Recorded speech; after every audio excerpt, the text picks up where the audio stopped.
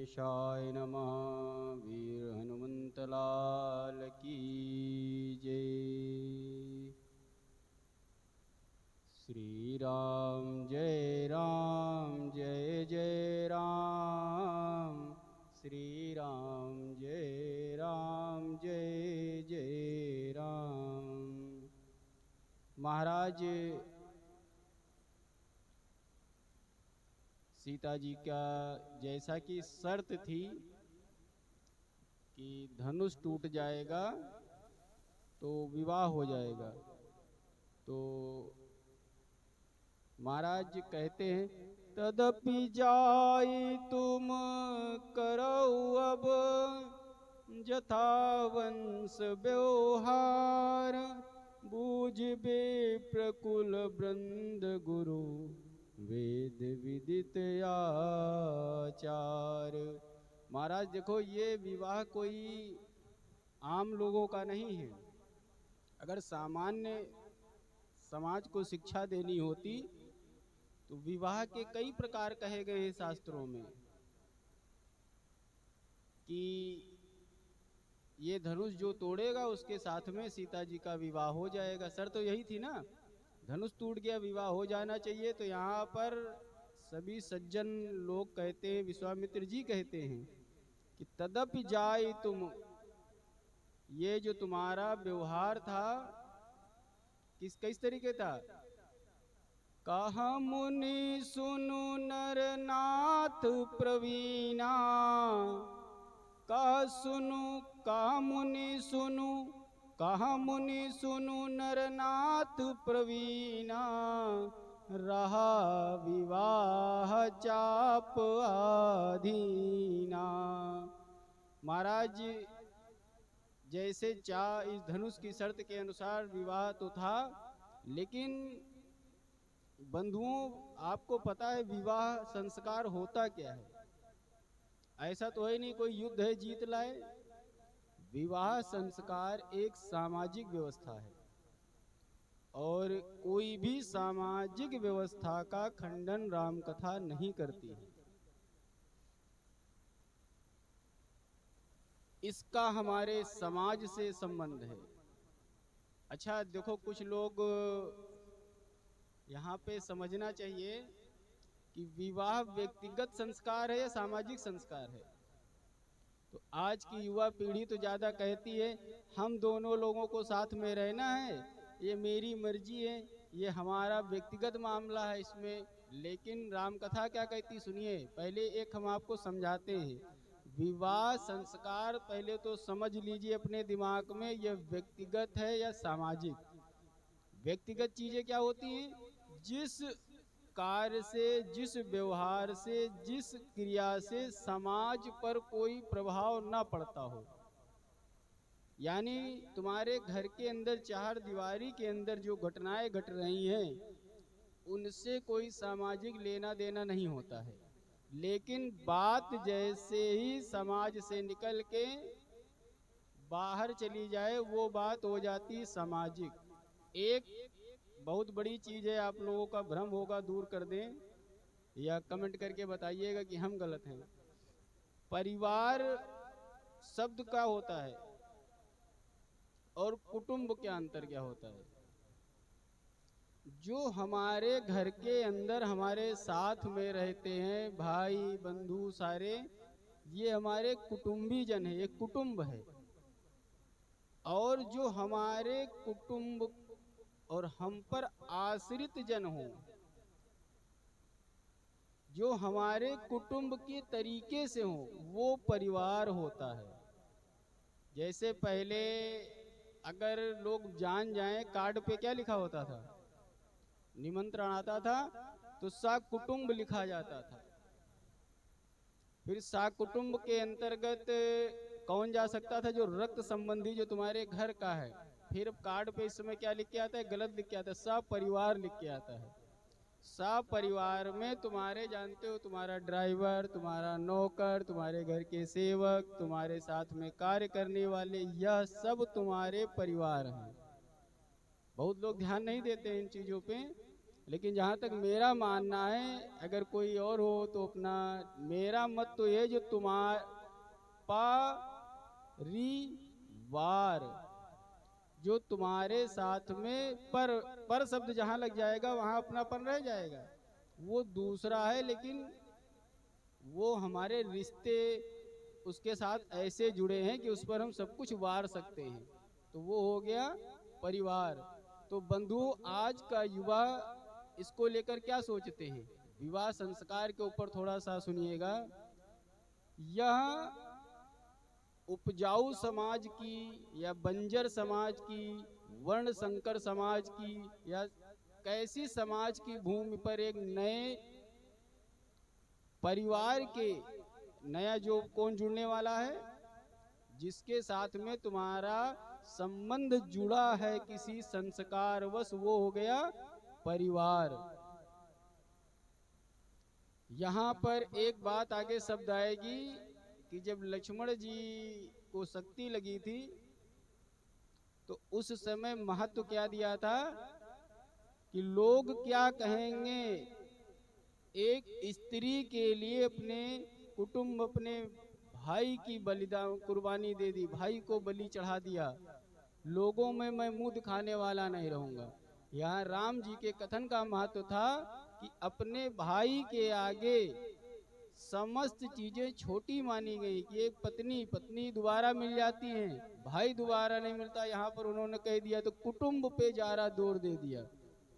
नए परिवार के विकास का क्रम का जो है प्रथम चरण कौन सा होता है? विवाह संस्कार। और इसको एक बोलते हैं नवीन जीवन मिलता है। यहाँ से सब कुछ बदल चुका होता है।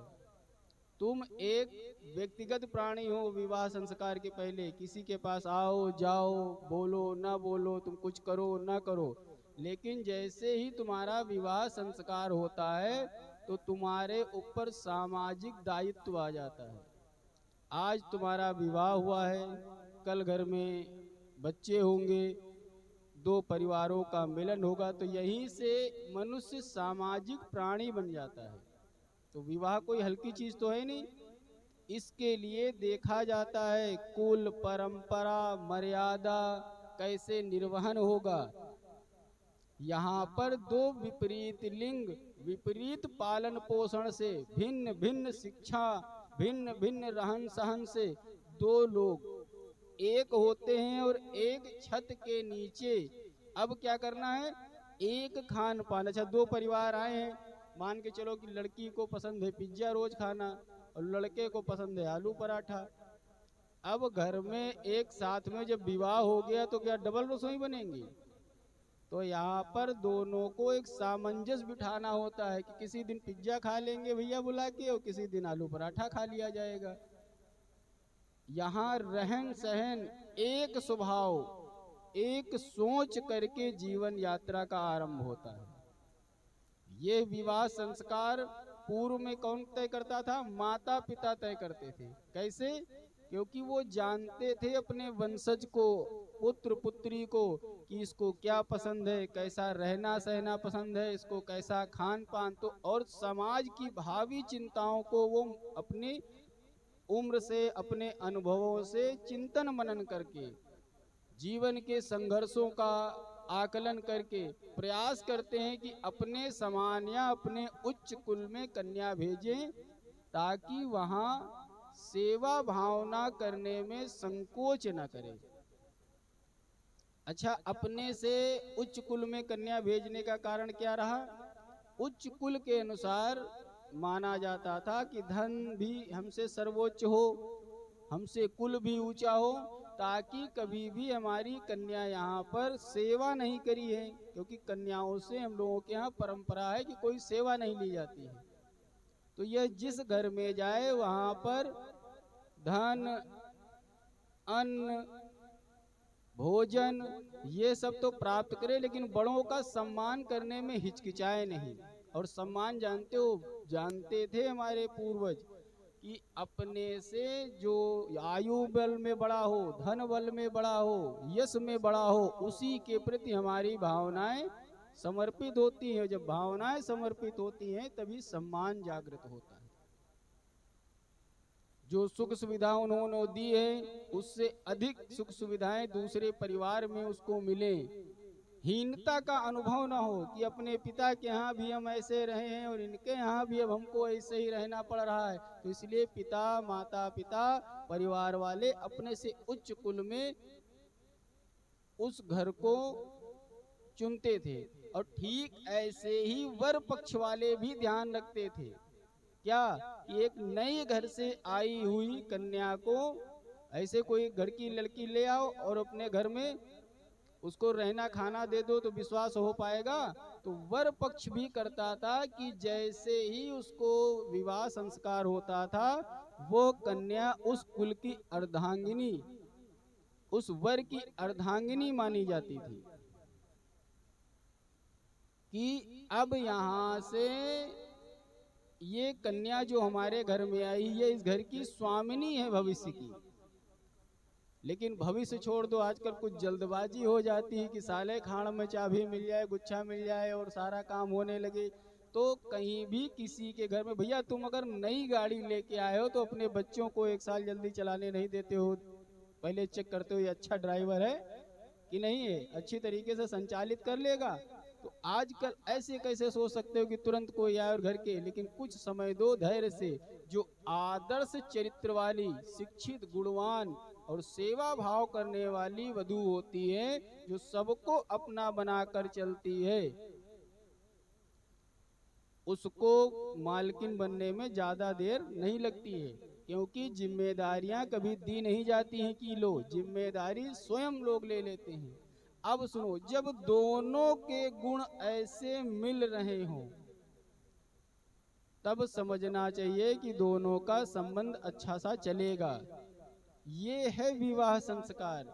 ये नहीं है पसंद आ गया, गए, दो भावनाओं में बहे और एक पेपर लिया, सिग्नेचर किया और 3 महीने बाद 3 साल तक ज्यादातर भावनाओं में लिए गए फैसले 2.5-3 साल तक चलते हैं।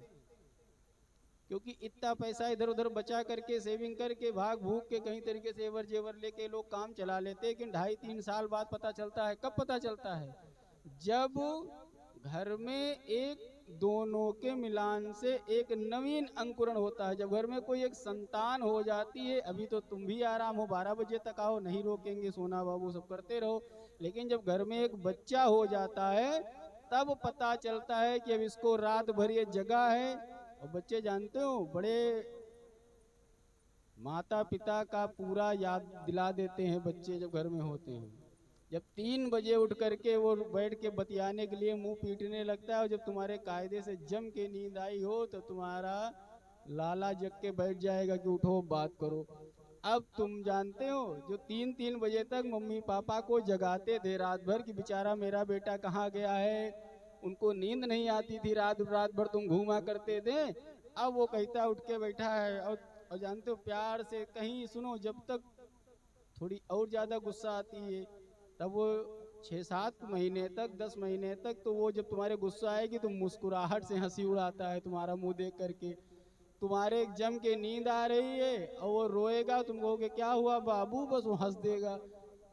अब जिन जाल फेंक दिया ना उसने, और जब थोड़ा सा और बड़ा हुआ तो उसकी आवाज और कर्कश हो जाती रोने वाली। तब वो जानते हो, खाली छोटा सा कह देगा मम्मा, बस 2 शब्द निकालेगा, पापा। मम्मा पापा उड़ गए।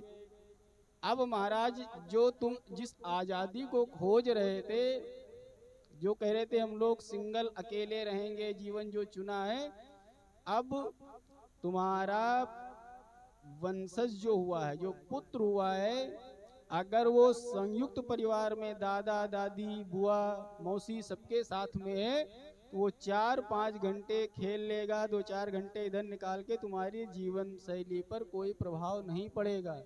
वरना तुम दोनों लोग एक साथ कार्य नहीं कर सकते हो। इसलिए संयुक्त परिवार में बच्चों का लालन पालन अच्छा होता है। आज आधुनिक देखा गया है क्या, लोग आया रख देते हैं, नौकर रख देते हैं, फिर विश्वास नहीं रहता, घर में कैमरे लगाते हैं। देखा गया है कि पीट पाट के बैठार के लड़का बांध के डाल दिया जाता है। और वो अपने मम्मी पापा को जो शाम को देखता है तो प्रसन्न होता है, तो लोग समझते हैं पूरा दिन बड़ा प्रसन्न रहा। वो इसलिए प्रसन्न होता है, जैसे उस दिन योगेश भाई वाली कथा सुनाई थी कि देख के बड़ा प्यारा हो जाता है। तो महाराज हीनता का अनुभव धीरे धीरे बच्चा करने लगता है। वही बच्चे चिड़चिड़े हो जाते हैं और उनको संस्कार क्या मिल चुका होता है कि मम्मी पापा ने हमें बता दिया है कि ममता, प्रेम, पालन पोषण ये सब कुछ नहीं होता है, पैसा सब कुछ होता है। क्योंकि अगर पैसा जरूरी ना होता तो मम्मी पापा हमको नौकर के सहारे छोड़ करके थोड़ी नौकरी करते। इसलिए उसके दिमाग में संस्कार बैठ चुका होता है। और तुम भी क्या करते हो कि 3-4 साल में जल्दी से जल्दी उसको बोर्डिंग है कहीं हॉस्टल में कहीं से भेज करके उससे छुट्टी पाना चाहते हो। और क्या चाहते हो कि बुढ़ापे में जब तुम खटिया लगो, जब तुम्हारे जरी सी खांसी आए तो सिरहाने तुम्हारे बहू लड़के खड़े मिले। ऐसा हो नहीं सकता। ये संस्कार तुमने बचपन से अपने बच्चों में नहीं डाला है कि कोई घर में बीमार हो, कोई रोगी हो, कोई घर में मंगल कार्यक्रम हो तो परिवार को एकत्र हुआ जाता है। महाराज बहुत पहले हमारे ऋषि मुनियों को पता था कि तुम लोग हफ्ते में छोड़ दो, अगर महीने में एक बार एकत्र हो जाओ तो बड़ी बात है। तो इसीलिए सत्यनारायण कथा में लिखा हुआ है क्या कि महीने कभी कभी क्या पूर्णिमा या संक्रांति को परिवार सहित एकत्र होकर के इस कथा को सुनने से दुख दरिद्र दूर होते हैं। कि महीने में तो एक बार एकत्र होकर के भोजन कर लो। यहाँ जब दोनों के गुण ऐसे होंगे तो विकास रूपी अंकुर यानी संतान भी योग्य होगी, तब गृहस्थी सुखी रहेगी। वो भी आगे इस कार्य को संपन्न करेगा अगर तुमने उसका पालन पोषण स्वयं किया है, उसको शिक्षा के साथ में दीक्षा भी दी है। शिक्षा का मतलब जानते हो, अक्षर ज्ञान। और जो व्यवहारिक ज्ञान है, संस्कार है, आध्यात्मिक ज्ञान है, ये सब दीक्षा के अंतर्गत आता है। तभी गृहस्थी सुखी रहती है। इस तरह पूर्व से आज विवाह संस्कार संपन्न होते हैं। अब आप लोग अगर समझदार हैं तो स्वयं समझ जाएंगे कि विवाह संस्कार एक सामाजिक कार्य है कि व्यक्तिगत कार्य है। हमारे हिसाब से तो एक सामाजिक संस्कार है।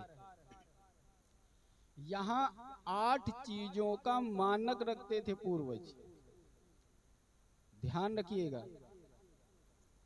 कुल, किस कुल की कन्या है, किस कुल का वर है।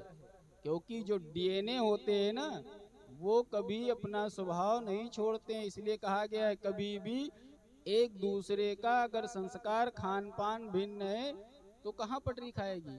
अपना कुल हो, अपनी जाति हो, अपने समान गुण हो, वो धनवान हो, उसका स्वास्थ्य कैसा है, उसकी शिक्षा कहाँ हुई है, वो वीर है या नपुंसक है या वो संस्कारवान है, इन चीजों को कोई नहीं देखता है। क्या देखता है, कितने बैंक में अकाउंट है, कहाँ नौकरी करता है, कई बीघा जमीन है। अब यहाँ तक माता पिता भी यही देखते हैं। और जो व्यक्तिगत विवाह किया जाता है उसमें तो गंधर्वों वाली सिस्टम, गंधर्व लोग क्या देखते हैं, सिर्फ दोनों का सुंदर होना ही तो विवाह कैसे बोले गए। 8 प्रकार के विवाह भी होते हैं, सुन लो, बताएं कि आगे बढ़ जाएं। ब्रह्म, देव, आर्ष, प्रजापत्य, असुर, गंधर्व, राक्षस, ये 8 तरीके से विवाह कहे गए हैं। और विवाह अगर आप कहीं करने जा रहे हैं तो आपकी कन्या हो या आपका वर हो तो इन 8 गुणों का मिलान करो। पंडित जी जो हम लोग 36 गुण में से जो मिलाते हैं वो गुण तो वही हैं। 8 गुण जब तुमसे मिल जाएं तब अपने पंडित जी के पास में भेजो कि कितने गुण मिल रहे हैं। कौन सा, कुल, जाति, गुण, धन, स्वास्थ्य, शिक्षा, वीरता और संस्कार। आज अगर किसी बच्चे की मेडिकल रिपोर्ट मांग लो विवाह के पहले तो अरे देखो हमारे लड़के को तो रोगी घोषित कर दिया। सबसे पहले वैद्य की नाड़ी चेक हो जाती थी, पहले देख के जान जाते थे कि ये उत्तम संतान, उत्तम कुल को चलाने वाली कन्या या वर है। तो पता चल जाता था। सबसे पहले जानते हो पुराने समय में पूछती थी मैया वैया आकर के, लोग कहते थे कि चर्म रोग नहीं होना चाहिए। तो कपड़े उपड़े ऐसे औरतें ही देखने आती थी, तो कभी कभी कहते हैं गाँव में मम्मी लोगों से सुनाई पड़ता था कि फलाने के थे औरतें कपड़े उपड़े उतार के शरीर चेक कर लेती थी, क्या कोई चर्म रोग सफेद दाग वगैरह तो नहीं बना है। ऐसी कन्याओं को नहीं लेते थे लोग। कुष्ठ रोग तो नहीं है, खाली दो रोगों को देखो, टीबी वाले को, कैंसर वाले, जैसे माँ बाप को किसी को कैंसर हुआ है तो कहते थे ये अनुवांशिक बीमारियां हैं। 6 रोग वाले से कन्या लेने में मेडिकल चेक करते थे, सिर्फ 2 रोगों को शाही रोग मानते थे। शुगर और गठिया हो जाए तो इसको कहते थे शाही रोग है, ये कोई डीएनए में नहीं आता है। लेकिन अब तो शुगर भी अनुवांशिक रूप से होने लगा है। नहीं तो सबसे बढ़िया रोग जिसे डंडी लेके चलना अच्छा माना जाता था कि भाई घर में काम काज नहीं करोगे गठिया हो जाएगी, पड़े पड़े खाओगे, तो ये शाही रोग माने जाते थे। समय बदला, देश काल परिस्थिति के अनुसार सोच बदली, रहन सहन बदल गए। अब कन्या की इच्छा, वर की इच्छा, लोभ की इच्छा, राजनीतिक इच्छाएं, सामाजिक इच्छाएं, कूटनीति के द्वारा संबंध बनने लगे। अब विवाह जब ये राजकुलों में होते थे तो राजाओं के यहाँ मैत्री संबंध, 2 राज्यों में मित्रता के साधन भी विवाह बने कि भैया अगर एक दूसरे को तगड़ी मित्रता करनी है तो रोटी बेटी का साथ हो जाएगा, तो फिर हमारे संबंध मजबूत हो जाएंगे। तो इसीलिए देखा होगा कि राजाओं के बहुविवाह हो जाते थे, क्योंकि वहां देखा जाता था राजनीतिक लाभ कैसे मिला जाए। और इसका दुष्परिणाम भी हुआ कि उन राजनीतिक विवाहों से उत्पन्न संतानें जब हुई तो वारिस कौन होगा और राज्य का राजा कौन बनेगा, तो बाहरी षड्यंत्र से ज्यादा घर में षड्यंत्र होने लगे। तब भगवान श्री राम ने, राम कथा ये भी कहती है, उन्होंने कह दिया कि हम एक ही विवाह करेंगे, हम बहुविवाह का समर्थक नहीं है। मित्रता करो, प्रेम करो, सहयोग करो, ऐसे राज्यों को मिलाया जा सकता है, ना कि अब ये बात सुनो, जब तक हम कोई चीज करके नहीं दिखाएंगे तो माना कैसे जाएगा।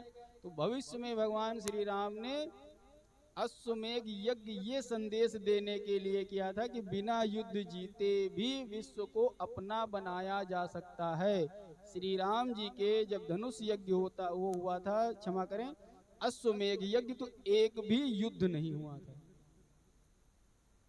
एक भी युद्ध नहीं, क्योंकि वो घोड़ा जहां जहां जाए तो उसमें प्रेम से उसकी लोग पूजा करते थे और उस अपना झंडा केसरिया कर लेते थे कि हमारा राम से कोई बैर हो ही नहीं सकता है। राम जी के जो राज्य चलाने के नियम थे इतने आदर्शवादी थे कि सभी देशों की जनता कहती थी अपने राजाओं से राम का विरोध मत करना, क्योंकि ये जो नीति है ये हमारे अनुकूल है। अगर तुम इसके विपरीत जा रहे हो तो इसका मतलब है तुम जनता के प्रेमी नहीं हो, तो जनता में स्वयं विद्रोह हो जाता।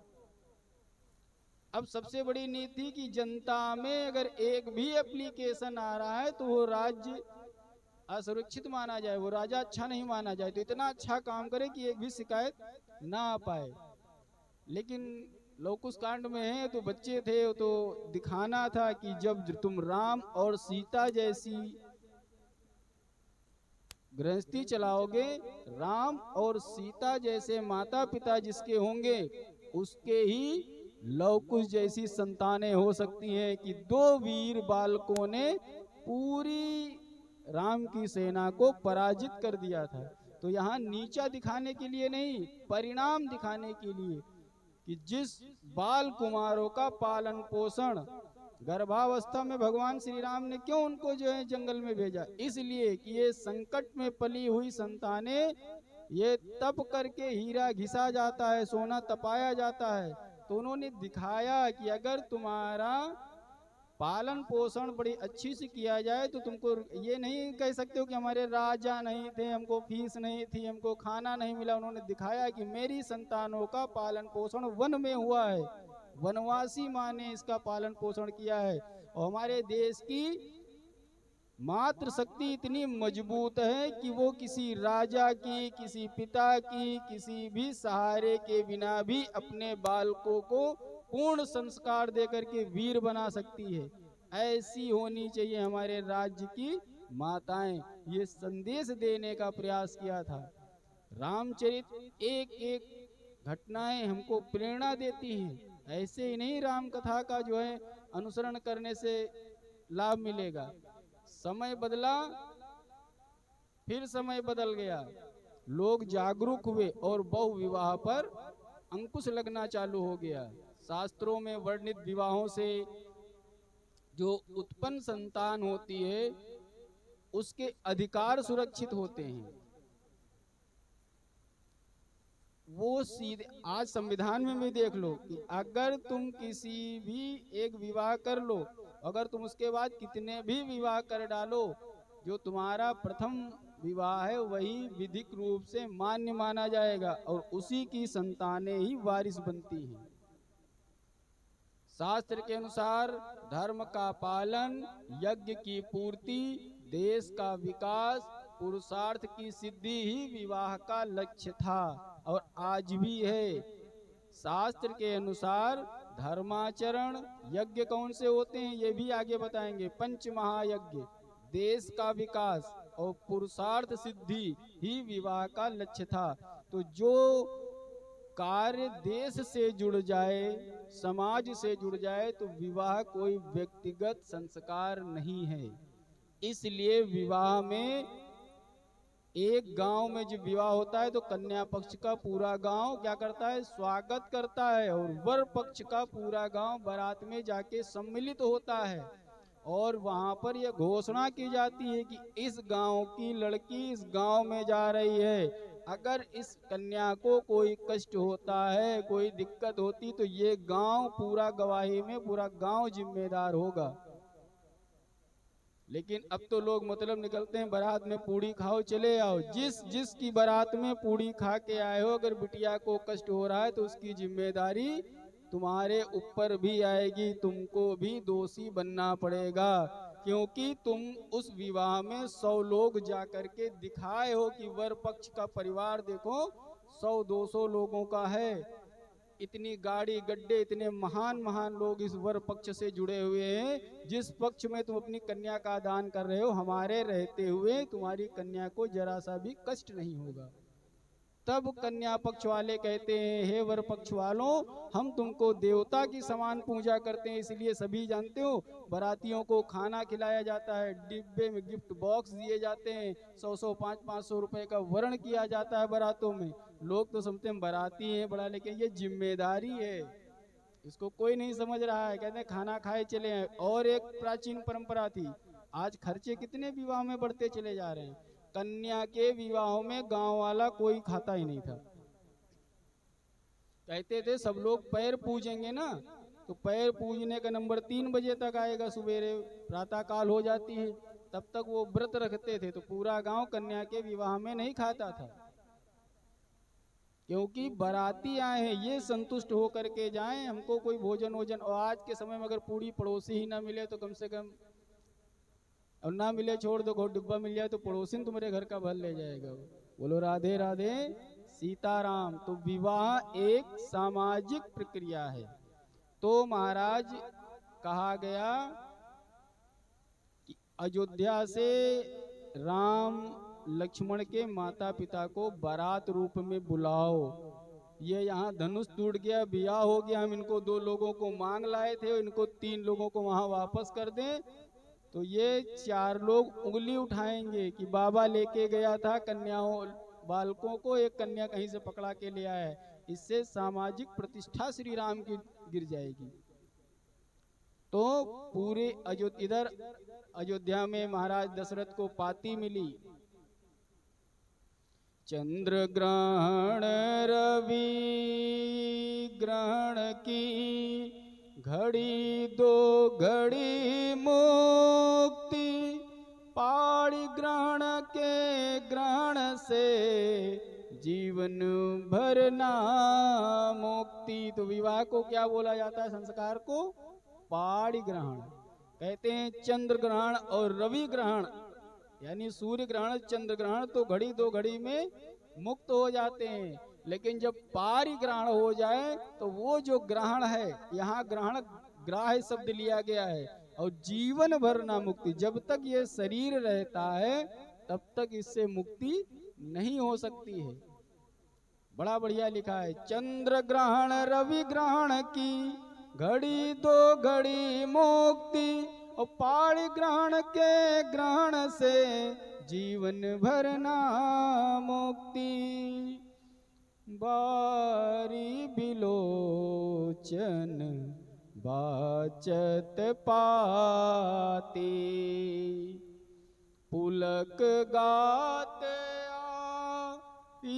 भरी छाती। महाराज दशरथ को पाती मिली, सेवकों ने राम नगरी का दर्शन किया और दूत रामपुर यानी अयोध्या जी का दर्शन करके बड़ा प्रसन्न है। और जब चिट्ठी सुना तो दशरथ जी की छाती फूल गई। कह रहे हैं पुलक गात आई भर छाती, पुनि धरी धीर पत्रिका बाची, हरसी सभा बात सुन साची। और जब समाचार माताओं को मिला तो फूले नहीं समा रही, सब बड़ी प्रसन्न है। अरे राम का विवाह संदेश मानो सूखे खेती में बारिश हो गई हो।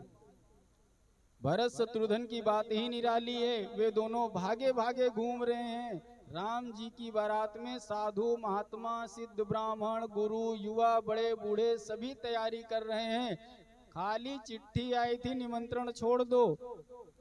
जैसे जन्म हुआ था तो किसी को ये बताने की जरूरत नहीं पड़ी थी कि राम जी का जन्म हुआ है, तो सबके घर में राम का जन्म हुआ। तो जैसे राम विवाह की महाराज बात आई है तो सब ऐसे प्रसन्न है कि जैसे घर में एकदम से लड़के का फोन आ गया है कि पापा हमारा यहाँ विवाह तय हुआ है, तुम लोग चले आओ। पूरे अयोध्यावासी तैयारी में लग गए। अवध वासियों की बारातियों की अद्भुत शोभा है। आहा, देखो शिव बारात की क्या विशेषता थी कि बाराती दुल्हा सबसे अलग थे। बाराती अलग थे, दुल्हा सबसे अलग थे। बारात का थी शंकर जी की पूरी एकदम बवाल। इस बारात की विशेषता क्या है? यहाँ सब कुछ है। देखने वाली कमी क्या है बताइए? इस बारात में बारात जा रहे, इसमें दुल्हे नहीं है। बारात की विशेषता सब कुछ है कि दूल्हे के बिना बारात की तैयारी हो रही है। अब यहाँ गुरु जी से माताओं ने पूछा, गुरु जी ये बताओ, छेई दरेती घर में कुल देवी देवता, मंडप पूजन, कुआं पूजन, ये सब करे बगैर ये कौन बात है? एकदम से विवाह तय हो गया है, कुछ तो करो। ये सब करे बगैर बुआ जब तक डांस नहीं करेंगी अंगना में कैसे मजा आएगा महाराज? ये सब पूरा हल्दी मेहंदी के सब डेकोरेशन सब मजा नहीं आ रहा है। तो गुरुजी ने क्या कह दिया? भरत राम ही की अनुहारी, सहसा लखी न सकहीं नर नारी। तो संसार में राम का विकल्प मौजूद है। गुरु ने कहा क्या? भरत राम ही की अनुहारी। जो भरत जी हैं ये बिल्कुल राम की फोटो कॉपी हैं। पहना उना के सब बढ़िया इनसे सारा काम कराओ, ले चलेंगे और थोड़ा झालर मारल लटका देना। ये सहबाला ने इनको डायरेक्ट दुल्हा ही बना दिया गया। भरत जी दुल्हा बन गए, राम का प्रतिनिधित्व कर रहे हैं विवाह में। तो महाराज यहाँ तो सारी चीजें, भाई कोई हल्दी तेल मैन कुछ तो चढ़ाना है, तो चलो भरत जी का चढ़ाओ, मान लो राम के हो रहा है। तो बड़ा बढ़िया सब काम किया गया। अब भाई बारात चली। बारात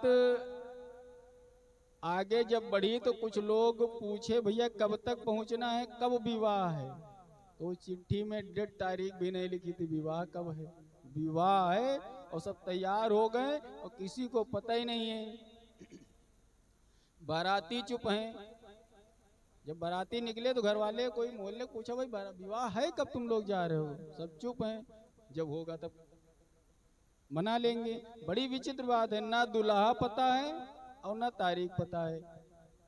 प्रथम बारात लगन ते आई, तातेपुर प्रमोद अधिकाई। एक बार किसी ने कहा दशरथ जी आप साधु महात्मा से घिरे रहते हैं, ये बालकों को ज्यादा ना घुमाओ, ये बाबा लोग घर बसने नहीं देंगे लड़कों का।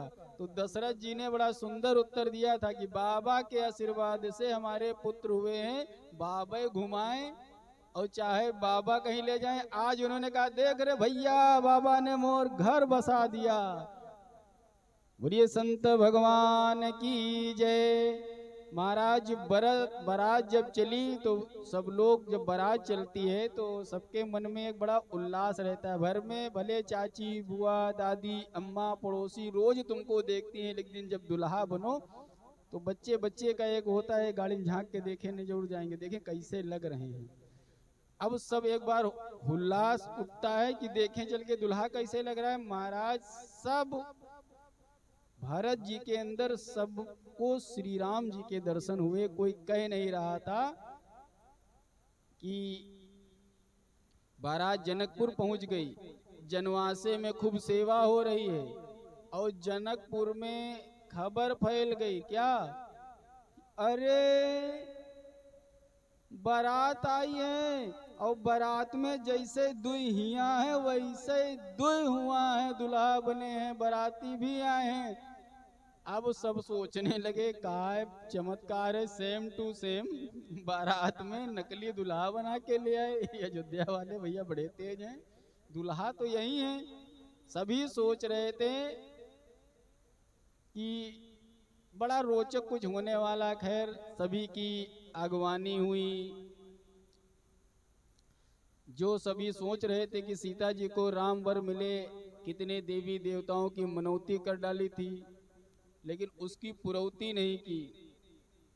तो ये शंकर भगवान चार लली यहाँ चार लाल आ गए। अब समझ जाओ, अगर जनकपुर में सखियां हंसी मजाक मनोविनोद हो रहा है तो क्या कहती सुनो री, ये जन्मे कैसे हैं जानते हो, बुढ़ापे में खीर खा के। अब बूढ़े हुए बाबाओं के साथ ये नगर नगर दिखाए कि कहीं से हमारे दोनों लड़कों का विवाह हो जाए, इसीलिए ये दो लड़के और मंगा लाए हैं, एक बाबा और आया है। पहले एक बूढ़े के साथ में दो लड़कों को नगर नगर घुमाए हैं, तब जाके कहीं इनका जो है यहाँ मिथिला में घर बसा है। तो ये राजा दशरथ बड़े होशियार हैं, एक बुढ़ऊ के साथ में दो लड़के और नगर नगर बारात लेके चले आए हैं ताकि इनका भी घर बस जाए। और हमको लग रहा है इस समय सरस्वती जी सुन रही थी, क्योंकि वशिष्ठ जी के साथ में भरत जी और शत्रुघ्न जी आए थे। तो कहे ये अपने लड़के बाबन के साथ में दिए रहते हैं, इनके लड़के सब बाबा के साथ में घुमा करते हैं। महाराज अगर देव चाहे तो यहू बाबा के साथ में कहूँ लड़के आए हो घर बस जाए तो हम लोगों को बड़ा आनंद आ जाए। और अगर इनका भी घर बस गया तो इनको भी जनकपुर का एहसान मानना चाहिए। महाराज घर यहाँ विवाह के मंगल कार्य संपन्न हो रहे हैं और जनकपुर की मिथिला की परंपरा है गारी गाना, विवाह का मंगल गाए जा रहे हैं। वशिष्ठ जी ने सबको बुलाया सतानंद आज के साथ में कि भाई बारात और रात तो आ गई, विवाह का मुहूर्त तो निकाल लिया जाए। मिथिलावासी आनंद विभोर होकर के नाचने लगते। अगहन शुक्ल पक्ष पंचमी विवाह की तिथि निकाली गई। विवाह में अब महाराज जैसे तिथि निकली है तो बाराती तो छोड़ दो, सभी देवी देवता गेटअप बदल बदल करके विवाह में आ रहे हैं श्री राम के। और शंकर जी जैसे ही अपनी दंड कमंडल उठाया है वैसे गणेश जी आ गए। खाने पीने मैटर में तो भाई नहीं अकेले जाने देंगे। और जब गणेश जी ने कहा कि भैया खाना पीना मैटर है तो हम जाएंगे, तो बोले का यही सब जगह हर जगह जाएंगे, हम भी चलेंगे। कार्तिक महाराज भी तैयार हैं। और जब दोनों बच्चे जा रहे हैं तो यहाँ अकेले क्या अकेले जो है सूखा सूखा खाएंगी, हम भी चलेंगी। तो पार्वती मैया भी, तो शिव परिवार भी साथ में आ रहे हैं। और जैसे ही शिव परिवार तैयार हुआ तो ब्रह्माणी ने ब्रह्मा जी से कह दिया, ये दिन भर बैठे रहते हो, थकते नहीं हो? तो बोले कहा कहीं जब शंकर जी से ज्यादा थोड़ी तुम बैरागी, चलो विवाह में चलना है। तो बोले वहां हमको विवाह में चलने पर काम मिल जाएगा, हम कभी सत्तारी नहीं बैठ सकते हैं। शंकर जी के विवाह में गए थे तो कहीं विवाह करो, तो कहीं नहीं वहां चलना है, गेटअप बदल के कोई जान ही नहीं पाएगा। अपनी अपनी सभी ठसक में आ गए। शंकर राम रूप अनुरागे, नयन पंच दस अति प्रिय लागे। विधि भयउ अचरज बिसेखी, निज करनी कहूँ कतहु न देखी। ब्रह्मा जी बड़े परेशान हैं। क्यों परेशान है? क्योंकि माँ जानकी जानती थी कि हमारे विवाह में, हमारे देखो लड़की वाले जानते हैं कि हमारे घर में कौन कौन निमंत्रण कैसा कैसा आएगा। बाराती में तो तुम बुला लिए, लेकिन बाराती में एक नियम नहीं होता है कि भैया यही पहन के आना, यही करके आना। तो माँ जानकी ने वहां पर क्या किया था, अष्टनिधि अष्ट सिद्धि नवनिधि के दाता। अष्ट सिद्धि नवनिधि किसने दी थी? हनुमान जी को जानकी मैया ने दी थी। तो ये किसके पास थी अष्ट सिद्धि नवनिधि? ये किसी और के पास थोड़ी थी। अष्ट सिद्धियां नौ निधियां वहां पर सेवा कर रही थी। जो माणिक्य के खंभे, जो जो पन्ने की झालरें लगी हैं, हीरे चमक रहे हैं। ब्रह्मा जी आए तो जैसे कोई एक तुम्हारे सोसाइटी का बिल्डिंग इंजीनियर, कभी किसी ने बिल्डिंग बनाई हो और उसके बाद वो उस बिल्डिंग में कभी शादी ब्याह के न्योता में आ जाए, तो सबसे पहले जानते हो हर आदमी अपने हिसाब से देखता है। अगर तुम कोई गाड़ी लेके आए कि ये किसी एजेंसी की, अगर वो एजेंसी मालिक तुम्हारे घर में निमंत्रण में आए तो गाड़ी पे नजर जाएगी, भैया तुम मेरे यहाँ से गाड़ी लाए थे कैसी है। डॉक्टर आए तो अपने मरीज से हाल चाल जरूर पूछेगा, क्योंकि 4 लोगों में दिखाना होता है ना कि भैया क्या हाल चाल है, सब बढ़िया हो। तो ब्रह्मा जी सोचे कि लाओ हम बताएं जनकपुर की खासियत, देखो शंकर जी ये मैंने किया वो किया, इंद्र जी को बताएं तो आगे का काम मिल जाएगा। ब्रह्मा जी बड़े परेशान थे क्योंकि यहाँ का श्रृंगार सजावट आदि सब विशिष्ट है। ये ब्रह्मा जी की सृष्टि का डेकोरेटर है ही नहीं। डेकोरेशन कहाँ से कैसे हुआ है? सारी सृष्टि तो ब्रह्मा जी ने बनाई है ना। लेकिन आज जनकपुर में क्या देखते हैं कि ये सब मेरा बनाया हुआ है ही नहीं। तो कहाँ से ये आदमी आ गए, ये टेंट वाला, ये डेकोरेटर सब मेरा है ही नहीं। आश्चर्य में पड़ गए, बुद्धि काम नहीं कर रही है। शंकर जी समझ गए, बोले क्या हुआ बाबा? बोले कुछ नहीं। तो शंकर जी कहे जो तुम खोज रहे हो ना वो नहीं हो सकता है, क्योंकि तुम जिसके विवाह में आए हो उसने भी तुम्हें बनाया है। तो ब्रह्मा जी कहे हैं, तो बोले हे जगत पिता, क्या बेटा अपने बाप के विवाह की कैसेट में स्वयं को देख सकता है? जैसे बड़े हो गए हो अब तुम ढूंढ रहे हो अपने पापा की कैसेट में कि हम मम्मी पापा कहाँ हैं, नहीं दिखाई पड़ रहे हैं। तो ब्रह्मा जी को ऐसा शंकर जी ने कहा कि जैसे छोटा बेटा जब अपने मम्मी पापा के जब बड़ा होकर के विवाह की कैसेट देखता है तो पूछता है मम्मी पापा हम कहाँ थे इसमें, हमको बताओ। तो उस समय मम्मी पापा हंस के टाल देते, अरे तुम दूसरी जगह थे, कैमरे के सामने नहीं आए थे। तो ऐसे ही शंकर जी ने कहा कि मम्मी पापा के विवाह में आए हो और अपना निर्माण देख रहे हो, कैसे मिलेगा? बोलो राधे राधे सीताराम। इधर शंकर जी ने जब कहा कि अगर मैं बेटा हूं तो विवाह कैसे देख रहा हूं, 5 साल बेटा ये सब वीडियो देख रहा है। ब्रह्मा जी खुश होकर के मुस्कुरा दिए, ये सब आप लोगों की लीलाएं हैं महाराज, तो लीला में कब क्या कैसे हुआ इसके चक्कर में बुद्धि ना लगाओ। तुम बड़े सौभाग्यशाली हो कि शिव विवाह का आनंद लिए, अब राम विवाह का आनंद लो। यहाँ राम का आनंद लो, बुद्धि न लगाओ, क्योंकि आनंद प्राप्त करने में बुद्धि जहाँ लग जाती वहां आनंद नहीं आता है। निरखी राम छवि विधि हर साने, निरखी राम छवि विधि हर साने, आठई नयन जानि पछताने, आठई नयन जानि पछताने। अब महाराज यहाँ पर एक और चिंता हो गई। इतना आनंद आ रहा था कि शंकर जी को देख करके ब्रह्मा जी को फिर जलन हो गई। क्या जलन हो गई? कि शंकर जी 15 आंखों से विवाह देख रहे हैं। शंकर जी 15 आंखों से विवाह देख रहे हैं और हमारे पास तो 8 आंखें हैं।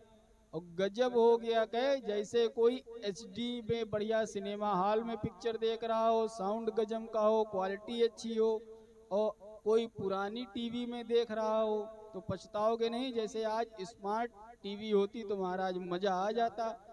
आज वही रूप आ रहा था। ब्रह्मा जी सोच रहे थे कि महाराज आज तो बड़ा आनंद आ रहा है शंकर जी को।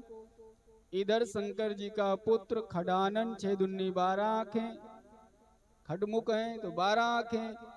इधर गणेश जी इच्छा के अनुसार दृष्टि बना लेते हैं, तो इनका लड़का जम के खा रहा है, जम के देख रहे हैं। पार्वती जी भी जो है बड़े अच्छे भाव में है। तो जब विवाह में जाओ तो थोड़ा ये रिश्तेदारी का कंपटीशन हो जाता है, कौन किस गाड़ी से आया है, कौन सा जेवर पहने हैं, कौन सी साड़ी कहाँ से आई है। इधर शिव जी बड़े आनंद से विवाह का आनंद ले रहे हैं। देव सकल सुर पति सिहाई, आज पुरंदर सम को नाई। अति हरसु राज समाज दो, दिस दुंदुमी बाजई घनी। अति हरसु राज समाज दो, दिस दुंदुमी बाजई घनी। बरसई सुमन सुर हरसि कहीं, जय जयति जय रघुकुल मणि। बरसई सुमन सुर हरसि कहीं, जय जय जय रघुकुल मणि। एहि भांति जनि बारात आवत, बाजने बहु बाजहीं। रानी सुवासिन बोली परछन, हेतु मंगल साजहीं। बोलिए सियावर रामचंद्र की जय। जय जय श्री राधे। महाराज उसी समय विवाह में जब कन्याएं आ रही थी तो साथ में जनक जी के छोटे भाई की कन्याओं को देखा। विश्वामित्र ने, वशिष्ठ जी ने, जनक जी उनके भाई सब परिवार को बुला के बात किया। कहा महाराज ऐसा करो कि चारों लड़के हमारे, चारों पुत्रियां आई हैं और ये आनंद बार बार नहीं अवसर मिलेगा, आनंद नहीं आएगा। ऐसा करो कि इसी खर्चे में सब निपटा लिया जाए। और चारों कन्याओं का विवाह चारों पुत्रों के साथ में तय हो जाता है। श्री राम जय राम जय जय राम, श्री राम जय जय।